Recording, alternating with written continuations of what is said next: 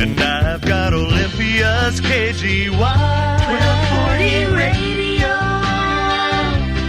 Don't it feel good? KGY in Olympia makes you feel good. That was a great harmony, Brad. Wasn't that great? It was wonderful. It was spectacular. I felt the music on that. And actually, I was so trying to turn good. it down so your voice would stick out above that. But I know. You stopped singing at just the right time. Wow. That's because I'm really good. All right, so let's bring in John M. Hanson, our political correspondent. Good evening, sir. Hey, guys. How's it going? Good, how are you? Doing pretty good. Nice. Question Kind of the day. sick. Well, the whole family's sick right now, but I'm doing pretty good, considering. Oh, really? I'm praying for you. Yeah. The whole But family. we'll get into that religion thing in a minute. That's a good point. Wow, the whole family's sick and not you? How'd you escape that? No, I know. I'm sick, too. Oh, I you're have sick. a Oh. 12-year-old, and, their immune systems are pretty weak, so they pretty much catch everything. So I'm glad you're there and not here. Yeah, thanks for not coming to visit this time. It was really nice of you. Well, and my wife got the pregnancy sickness going on. And I got a funny story. What had just happened was a little bit ago. Like, she's been really. It's kind of funny, but she's been really sick from the pregnancy, and she's been throwing up a lot. She was throwing up in the toilet, and Boy. it's kind of funny though, because my 2-year-old and 1-year-old were copying her and following her, and there's a little kid's toilet right next to the actual toilet.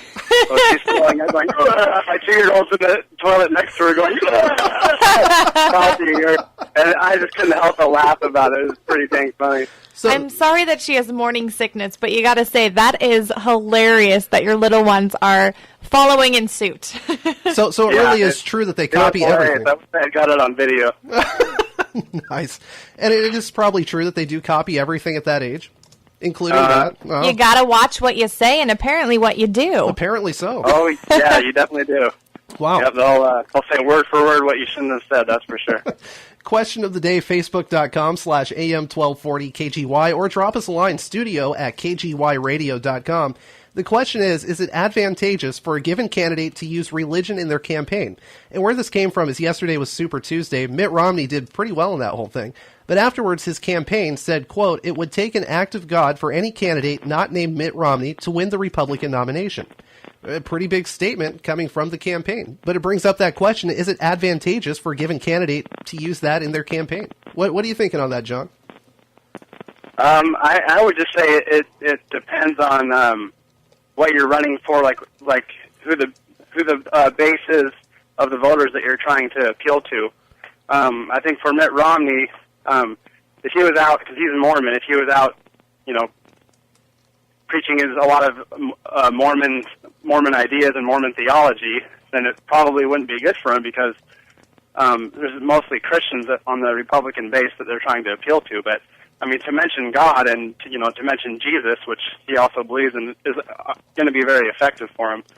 And it just, like I said, it just depends on the situation. Like, say if you're running in Utah, where the religion is predominantly Mormon, and you're running as a Mormon, then it will help you. If you're running as a Christian or Muslim or something else, it probably won't help you. I mean, and even in this race right now, in the GOP primary race, if you're running pretty much as anything except for a mainstream Christian, is probably not going to be to your advantage.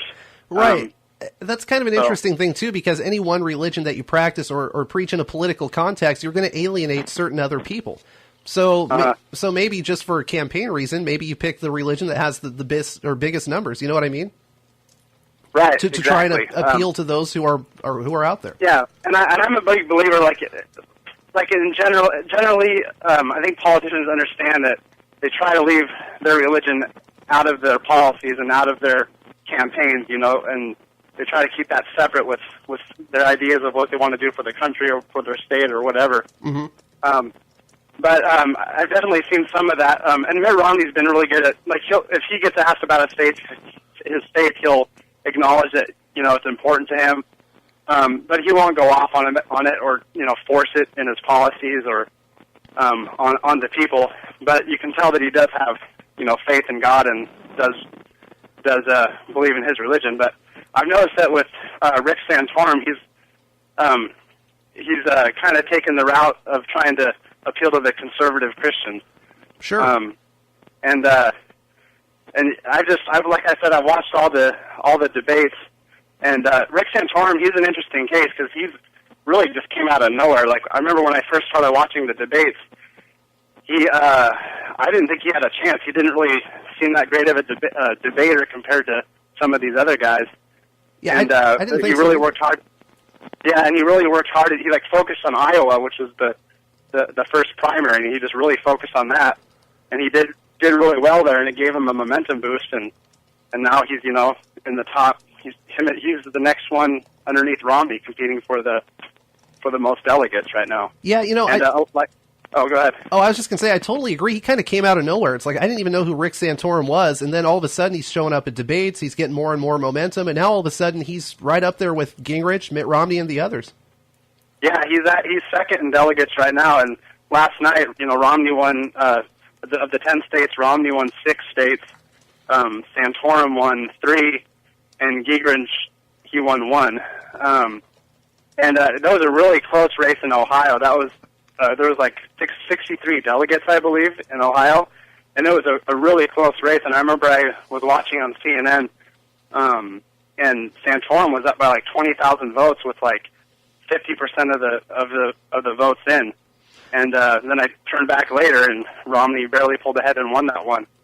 But I think what Santorum's been doing is he and also Newt Gingrich have really been trying to label Mitt Romney, and you got to keep in mind, they're trying to appeal to conservative Christians mostly, to the conservative base, right? The Republicans. So Santorum and Gingrich have really tried to kind of label Mitt Romney as the moderate. He's not, he's more of a Democrat than a Republican type of thing, and they're trying to distance themselves and say that they're the more conservative, and especially Santorum, like he's really been trying to make himself appear, as the more Christian candidate, the more conservative and Christian candidate, and I think it's been really effective for him. So I've noticed that too. It's been an interesting strategy to watch Santorum go for that. Like, you're not as religious as me, so therefore you're not a better candidate. But speaking to Mitt Romney, though, he won 65% last night of the available delegates for Super Tuesday. That's a huge number, 65%. I think that pretty much makes him the front runner right now. Yeah, he's definitely the front runner, and he's up by a good amount of delegates, and he's got momentum on his side, and he's got a lot of money on his side. He definitely has more money than the other candidates. And I think, and I read today that I forgot what website it was, but they project who the nominee is going to be, and they projected that he has like an 89% chance of being the nominee. And I would agree with that. I think he's got so much momentum on his side that he's going to get it. Sure, and maybe that's because Mitt Romney kind of backed off religiously. Like you were saying, Santorum and some of the others are going really hardcore with that viewpoint and that argument. Mitt Romney hasn't gone as deep into that. And I think maybe that's playing to what he's doing. Because it's interesting. I kind of think the same thing. You can use that, I guess, in a way to gain votes and whatnot, but it can also be a dangerous thing. If you go too deep into it or harp on it too much, you can also turn people off and alienate those who don't believe in that same thing. Yeah, that's true. I mean, if Mitt Romney, if he was, if he was like touting his Mormonism, or even if he was like an atheist or a Muslim, and he was constantly talking about his faith, I think it would really hurt him with that conservative Christian base, and I really don't think that they would have a chance. But I think it was very smart of him to to really just kind of not tout his Mormonism and just tell people that he's not going to instill his religious beliefs into his policies. Right. You can state and be a part of religiosity in any way you want, but not to push that on other people. I think that's where some might be turned off by it. Oh yeah, for sure. And I think Christians are really happy with Santorum because he's really come out about his Christianity, and but then again, there's a lot of people who don't think who don't want to see that, and they don't want to see that in our president. Well, because really there should be a separation of church and state. They're two separate things. That's what I was going to say. Is right. We talk so much in private schools and public schools and things like that, and we always say you got to keep the state and religion, you got to keep it all separate.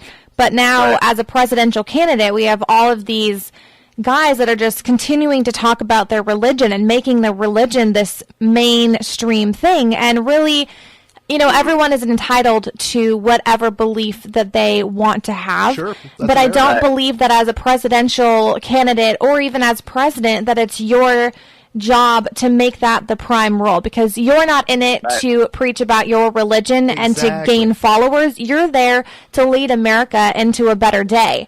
And Right. by bringing that into it, you've just taken away from what we are as America. I agree. Right. I totally agree, because as a leader, you have to kind of govern all these different viewpoints all at once, and you kind of got to take yours out of that just so you can be objective about what you're trying to rule, or in this case, be president of.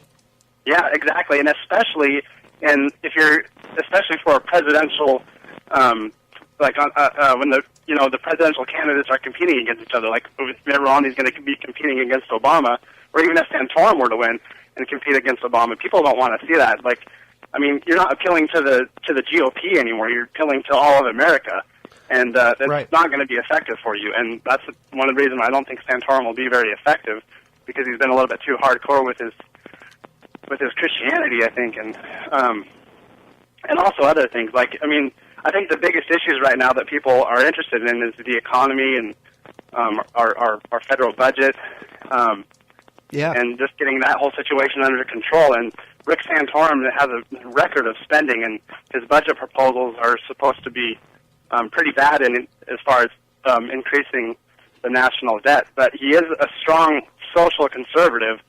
So, if social issues are your big issues, then, I guess, and you're a conservative, then I guess he's the guy. But I just don't see him having a chance at beating President Obama. Yeah, I don't think he's a strong enough candidate for that, but I don't think there's really anyone on the side of the Republicans right now that is strong enough to take on Obama. He's too skilled a public speaker. He knows the issues, Right. and he knows how to campaign. Look at what he did in 2008. He's been straightforward with America is what it seems, and I think that kind of scares people. Yeah, I think because more we don't straight- think that things are happening, but being straightforward with us is actually what I think we've been crying for. And I think he's been more straightforward than most. Mm-hmm. Yeah. Well, I disagree that he's been straightforward, but I will say that, and that's a whole different debate. But I'll say that he is a really good politician, and he is an awesome speaker. Oh yeah. And I do agree that he'll probably get reelected again, because I can't see another candidate really beating him. I actually think Ron Paul could, and the reason I think that is because my brother Brent Hanson, he brought up a good point, because for a while I didn't really want Ron Paul because I didn't think he was electable, but he made this point that, to win the presidency, you really have to appeal to the independents and get the independent votes, and independents love Ron Paul. Yeah. And if he were somehow to get that nomination, he would definitely get the independent votes. And a lot of Republicans don't like President Obama, and of course they're going to support the other guy. And I think he would have had a really good chance. But I don't think America's ready for a guy like Ron Paul yet. There's still You talk about the aspect of honesty. Ron Paul, I think, was one of the more honest candidates on the Republican side. There was no bones about it where he stood on certain issues. Yeah, and that's what appealed to me for a while. That's what appealed to me to make me want to vote for him. Is I really didn't have a lot of trust for a lot of the candidates, because, like I said before in our previous discussions, at this level of politics, it seems like you almost have to bend on issues to get elected, to look better to the public and to get their votes. And unfortunately, that's an effective way to get elected. I mean, President Obama, he was running on, he bended on some issues too. Like, he said, he wanted to stop the Patriot Act, and he extended the Patriot Act. He said he wanted to close down Guantanamo Bay, and he kept Guantanamo Bay. And Mitt Romney, he said one time when he was running for governor, he was okay with abortion, and then running now, he says he's not okay with abortion.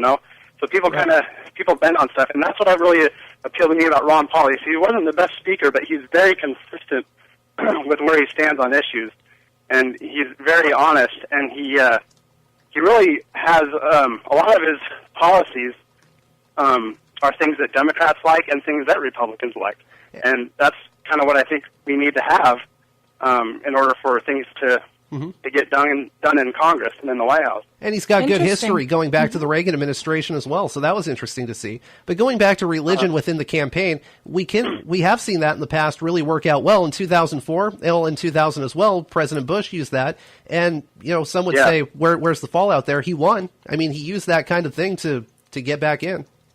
Yeah, my memory isn't that good, and I wasn't involved in politics that much at that time, so I can't remember exactly what he did in his debates. But it really doesn't surprise me that that's what he would do. Yeah, to get the conservative vote. So. It makes sense. Well, John, thank you for calling, and we look forward to the videos later. And thank you for putting all those together. We haven't had a chance to thank you for that yet. That's awesome work, man. It was really nice of you to leave me out of the last one, John. Oh yeah, I know. I know. No worries. They look. Sure to add extra pictures of you in this one. Oh, good. Oh, that's nice. Well, John, thank you for calling in. That's our political correspondent, John M. Hanson. All right, thanks for having me, guys. Have a good night. Thanks, John. Serving Olympia, Lacey, and Tumwater. This is Olympia's news, sports, and music. AM 1240 KGY, Olympia.